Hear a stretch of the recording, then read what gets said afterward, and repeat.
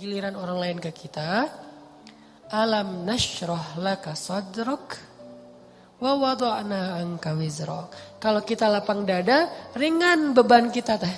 Kenapa kadang-kadang punggung kita ini di sini tuh pundak kita rasanya kayak keras gitu kan ya. Kebanyakan pikiran.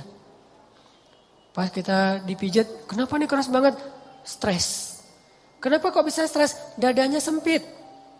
Orang yang dadanya sempit, satu kesalahan orang aja udah bikin dia nyesek. Tapi kalau dadanya lapang, kesalahan-kesalahan orang itu gak bikin dia nyesek karena masih lapang. Kayak sebuah ruangan sempit, ditaruh satu barang udah sesek. Tapi kalau ruangannya luas, ditaruh banyak barang juga masih lapang, gor gitu. Naruh lemari beberapa masih lapang. Tapi kalau kamar mandi, taruh lemari satu udah gak bisa ngapa-ngapain kan ya. Jadilah syarhus sadar, berlapang dada dengan kesalahan orang lain kepada kita. Sehingga kita gak gampang nyesek, kita gak gampang stres, kita gak gampang nyimpen, gak gampang sakit punggung kita. Kayak gitu Allah bilang, alam nashrah laka sadrak. Kalau udah lapang dada, wa wada'na anka wizrak, kami turunkan beban-beban kamu. Alladzi anqadha dhahrak, yang memberatkan punggungmu. Caranya gimana? Fa inna ma'al usri yusra. Inna ma'al usri yusra, fa idza faraghta fansab, wa ila rabbika farghab. Itu kan ajaran supaya syarhus sadar. Pasti ada kebaikan di sini, pasti ada kebaikan di sini. Minta aja sama Allah, minta tolong kepada Allah, maafkanlah dia. Supaya kita enggak angqadallah, enggak memberatkan punggung, enggak jadi berat sendiri gitu. Jadi stres sendiri, jadi kayak terbeban sendiri. Ini kalau orang kepada kita, kayak misalnya cara lapang dada itu kayak husnuzon salah satu yang paling penting. Oh, pasti bukan saya maksudnya. Kadang-kadang kan kita suka baper sendiri ya. Ada yang ngomong apa chat di grup, kita ngerasa kayak di spam gitu. Wah, ini gua banget nih yang diomongin. Padahal enggak. Bukankah kita sering dengerin khutbah atau ceramah seseorang ustadz itu, kayak ustadz itu kenal kita banget? Kok ustadz itu jadi tahu masalah saya sih? Enggak, dia enggak tahu masalah kita. Allah yang menuntun lisannya karena pengen menasihati kita lewat dia. Tapi dia enggak tahu, jadi jangan kegeeran, jangan baper sendiri. Wah, ustaz ini pasti ngomongin saya nih. Enggak, ustaznya juga enggak tahu masalah kita. Karena ada beberapa kasus yang saya pernah kayak gitu, saya lagi ngomongin apa, terus tiba-tiba ada jemaah yang kayak tersinggung. Wah, ustaz ngomongin saya nih di depan umum. Siapa juga orang saya enggak kenal orangnya. Kenapa kok persis? Saya juga sering kayak gitu kan, udah 2 tahun ini kan saya gak khutbah Jumat nih. Kenapa gak khutbah Jumat? Salah satu alasannya saya pengen Jumat itu privasi waktu buat anak laki-laki saya. Karena dia sekarang udah 3 tahun, saya kasih jatah pokoknya Jumatan harus di Cihanjuang bareng Yahya. Karena saya pengen dampingin dia ke masjid hari Jumat. Alasan kedua, ada penyakit ustadz yang dulu pernah saya alamin. Apa penyakit ustadz? Keseringan ngomongin menasihati orang, jarang dinasihati. Nah, saya pengen Jumat itu waktu saya mendengar nasihat buat diri saya sendiri. Awal-awal itu benar kerasa. Pas pertama dengar khutbah orang, apaan sih ini kayak gini ngomongnya? Ada tuh, ego-ego ustadz kayak gitu tuh muncul tuh. Itu kan yang lagi diobatin tuh. Wah, enggak gini, saya tahu dalilnya lebih dari ini mulai. Muncul gitu-gitu tuh. Awal-awal kayak gitu, tapi astagfirullahaladzim, sombong banget sih gue. Udah. Terus kalau ada yang ngomongnya kadang-kadang kayak nggak mungkin belum terbiasa ngomong depan umum, agak-agak nervous mungkin atau agak-agak kaku gitu. Muncul rasa sombong, tapi lama-lama di recovery, diperbaiki apa? Kalau saya menghargai dia walaupun nggak bagus, nanti orang akan menghargai saya ketika saya nggak bagus performnya. Jadi pas saya duduk gitu, dia ngomongnya kayak ngebosenin banget, boring banget tuh ceramahnya, tapi saya tetap gitu. Padahal boring banget ceramahnya, tapi saya kayak menghargai. Apa yang saya maksud di situ? Saya pengen juga orang kayak gitu ke saya kalau saya ceramah. Mungkin teman-teman ada yang kayak gitu sekarang. Apaan sih Ustaz, tapi masih aja gini. Padahal boring banget ceramahnya. Kenapa? Mungkin karena saya juga menghargai ceramah orang yang mungkin belum terlalu terbiasa ceramah. Ini yang saya pelajari ketika nggak khutbah lagi. Ditambah lagi sering banget saya kayak ngerasa si khotib ini kayak ngerti banget apa yang saya sedang alamin. Kayak lagi baper sama teman, lagi baper sama istri, langsung ceramahnya tentang suami kepada istri. Loh, kok tahu banget sih masalah saya? Kan sering kayak gitu kan? Itu bukan karena dia tahu loh, Allah yang maha tahu. Allah lagi menuntun kaki kita melangkah ke masjid yang khutbahnya tema itu. Dan Allah menuntun lisan ustadz untuk ceramah pas waktu kita datang tentang tema itu. Allah yang lagi nasihatin kita lewat lisan seorang ustadz. Jadi jangan baper. Gitu juga ke teman. Bukan dia tahu masalah kita, pengen nyindir kita, pengen nyepet kita. Enggak sama sekali. Jadi legowo. Syarhus sadar. Salah satu caranya husnuzon. Ini bukan yang cewek-cewek juga. Kalau lagi ngobrol sama teman-temannya, tiba-tiba ada yang kecelutukan ngomong apa. Jangan langsung diem. Wah, ngomongin saya nih, pasti saya maksudnya. Belum tentu, husnuzon aja. Mungkin dia emang gak tahu masalah kita. Teman-teman yang lain tahu kecuali dia yang ngomong nih. Berarti jangan-jangan kita udah baper habis-habisan, udah habis air mata kita nangis sepanjang malam.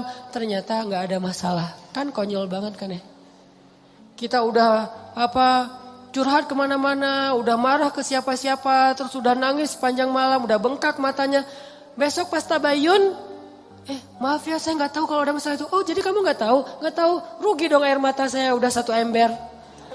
Ini sering terjadi. Kenapa? Karena kita gak syarhus sadar. Gak husnuzon dulu sama orang lain. Kalau misalnya menurut kita, dia tahu banget masalah saya masih diomongin. Oh mungkin dia silap, mungkin dia lupa, mungkin dia terlanjur ucap.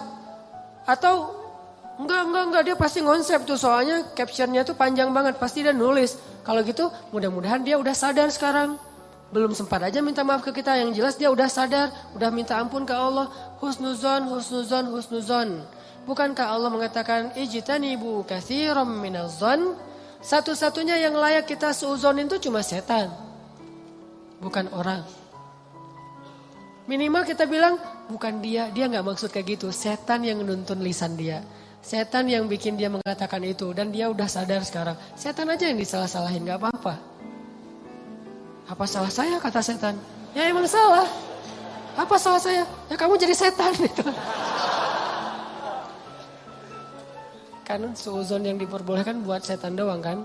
Kayak Nabi Yusha ketika lupa masalah ikan dengan Nabi Musa pas nyari Khidir. Apa kata Nabi Yusha? Wa ma ansanihu illa syaitanu an adhkurah. Maaf ya Nabi Musa, tidak ada yang buat saya lupa kecuali syaitan. Jadi yang dikambing hitamkan oleh Nabi Yusha adalah setan. Lagian kalau kita ada masalah, pasti kita ngomongnya apa? Auzubillahi minasyaitonirrajim. Setan bilang, enggak, saya enggak godain kamu aja sendiri kegeeran. Kan bisa aja gitu kan ya, tapi tetap itu udah fitrah.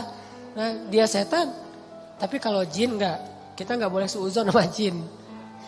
Ada penampakan apa, nih kayaknya mau ganggu saya sholat tahajud nih. Enggak, dia cuma lewat doang gitu. Tapi kalau setan benar, enggak khusyuk, pasti setan. Enggak bisa move on, pasti setan. Wujudnya manusia. Kan setan itu minal jinnati wan nas ya, dari jin dan manusia tuh. Enggak. Bercanda, astagfirullahaladzim. Nanti saya di-report, di-ban lagi akun saya.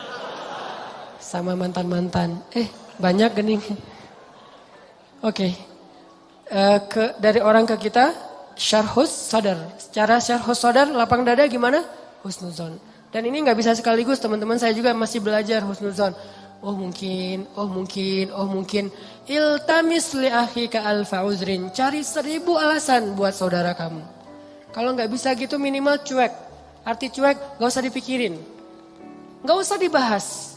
Kadang-kadang ngebahas satu masalah sebetulnya cara lain buat setan untuk bikin kita gak pernah bisa selesai dengan masalah itu. Terus aja dibikin berlarut-larut. Kayak ada teman kita habis ada masalah sama temannya yang lain. Gak usah dibahas sama kita. Kemarin gimana masalahnya udah beres? Jangan ditanya, udah aja lupain. Begitu kita tanya dia akan bilang lagi. Ya tuh kemarin dia masih ngomongin saya. Oh gitu, terus kita pancing-pancing lagi tuh. Harapannya apa? Niat kita pengen empati. Padahal itu bukan empati itu. Pengennya kita berpihak sama dia. Itu gak berpihak. Tahu gak apa arti namimah atau mengadu domba? Kata Nabi, la yadkhulul jannah an-nammam. Gak akan masuk surga orang yang suka mengadu domba. Gak akan masuk surga. Nah adu domba itu ada 2 teman-teman. Ada adu domba orang yang memang jahat. Ada adu dombanya orang soleh. Orang soleh juga bisa mengadu domba. Gimana caranya? Kalau orang yang gak soleh mengadu domba, dia sengaja membuat fitnah di antara dua orang sehingga mereka jadi baperan, jadi putus silaturahim. Ini gak soleh. Insya Allah kita gak akan kayak gitu. Saya yakin gak ada niat kita ngadu domba orang. Tapi kita mungkin banget terjebak di adu domba yang kedua. Adu dombanya orang soleh nih. Gimana ngadu dombanya? Nih saya kasih contoh. Si A ngomongin si B di depan kita. Tapi gak sampai kan ke si B. Kita yang dengar, si B gak dengar. Misalnya kayak dia lagi ngejapri kita. Yo dia gini. Kita kan yang tahu. Terus kita capture. Kita forward ke si B. Ini aku bukan mau manas-manasin ya. Tapi ini cara jawabnya gimana nih. Dia ngomong kayak gini tentang kamu. Kita capture, sakit hatilah si B. Oh ternyata dia ngomongin saya di belakang. Itu perumpamaannya kata para ulama. Si A manah si B. Tapi gak kena, anak panahnya jatuh di lantai. Kita ambil, kita tusuk ke dadanya. Sambil kita katakan ini bukan dari saya lah, dari dia loh ya. Nih. Kayak gitu analoginya. Itu namimahnya orang soleh. Adu dombanya orang soleh. Jadi kita gak niat memfitnah. Kita niat pengen menyampaikan kebenaran, kita lagi empati, pengen tabayun. Gak usah tabayun kepada korban, tabayunnya kepada pelaku. Apa bukti kamu ngomong kayak gitu? Gitu, nanya ke pelaku. Jangan, benar gak yang dia omongin? Jangan, salah nih. Konsep tabayun itu bukan kepada korban yang dibicarain, kepada yang ngebicarain. Jadi kayak ada teman kita yang ngomong hal-hal yang gak benar, tanyanya balik ke dia. Apa bukti kamu ngomong kayak gitu? Kalau benar, gak usah disampaikan. Kita kebalik, dia ngomongin kamu kayak gini, benar gak? Nah, ini konsep tabayun yang akhirnya bukan tabayun jadinya, namimah. Udah jatuh tuh anak panah di lantai, kita ambil, kita tusuk. Ini bukan dari saya ya, dari dia. Dia terus ketusuk, makasih ya kamu udah nyampain anak panah ini ke saya. Dia emang gak bener nih orangnya. Padahal yang nusuk bukan dia loh, orang ini nih. Kan kita kadang-kadang kayak jadi akrab gitu dengan orang yang sering ngebukain sebuah masalah ke kita kan. Walaupun bikin kita bete, kita anggap dia kayak setia banget, berpihak banget sama kita, empati banget. Enggak, ini salah. Enggak kayak gini caranya. Harusnya kita bilang, kalau kamu tahu itu enggak nyaman buat saya, jangan disampaikan. Gitu harusnya. Tapi dia ngomongin kamu, biarin aja dia ngomongin. Yang penting kan saya enggak dengar, sehingga saya enggak sakit hati ke dia. Mudah-mudahan Allah maafin dia, kan selesai. Justru gara-gara kamu sampaikan ke saya jadi sakit hati ke dia. Allah enggak maafin dia, Allah enggak maafin saya nih. Putus silaturahim kita berdua, kamu nih pelakunya nih. Kok jadi saya sih? Ya kamu, rame perang segitiga. Kan ini yang terjadi kan selama ini. Ini lebih realistis menurut saya daripada namimah yang memang niatnya jelek buat saya sih. Saya husnuzon sama kita semuanya. Gak ada lah niat kita jelek pengen memfitnah orang, gak. Tapi seringnya kita terjebak tanpa kita sadari. Justru karena kejujuran kita, karena keakraban kita dengan teman kita. Jadi kita ngebuka hal-hal yang dia gak perlu dengar. Itu sering banget kayak gitu. Saya juga kadang kayak gitu. Misalnya ada yang bicara apa tentang istri saya nggak suka tuh. Dia bicarain istri saya gini misalnya depan temennya ngasih tahu ke saya. Terus saya kan jadi sakit hati sama orang itu ya. Saya juga ngasih tahu ke istri saya lebih sakit hati lagi sama dia. Ini salah, dia salah, saya salah. Harusnya saya diem aja. Papa udah tahu kan masalah ini, kenapa nggak ngasih tahu ke mama? Karena papa berharap mama nggak tahu. Tapi daripada mama tahu dari orang lain, ya berarti orang itu yang salah, bukan papa. Kenapa dia ngasih tahu ke mama? Kan gitu kan?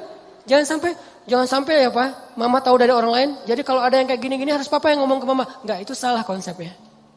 Enggak boleh kita menyampaikan sebuah informasi walaupun benar, apalagi belum tentu benar. Walaupun benar kepada orang yang kalau dia dengar dia akan sakit hati atau sedih. Enggak boleh. Diamin aja. Kalau ada hal yang enggak benar, kita yang mengklarifikasi. Enggak kayak gitu. Saya kenal dia gitu. Jangan biarkan dia tahu masalah ini. Kalau terlanjur tahu, berarti ada orang yang gak tahu konsep namimah level 2. Namimah level 1, emang gak ada niat baik. Namimah level 2, justru karena niat baik. Kan saya pernah bilang, ternyata banyak hadis palsu itu mulai munculnya lewat siapa? Viralnya itu gara-gara ulama-ulama yang soleh.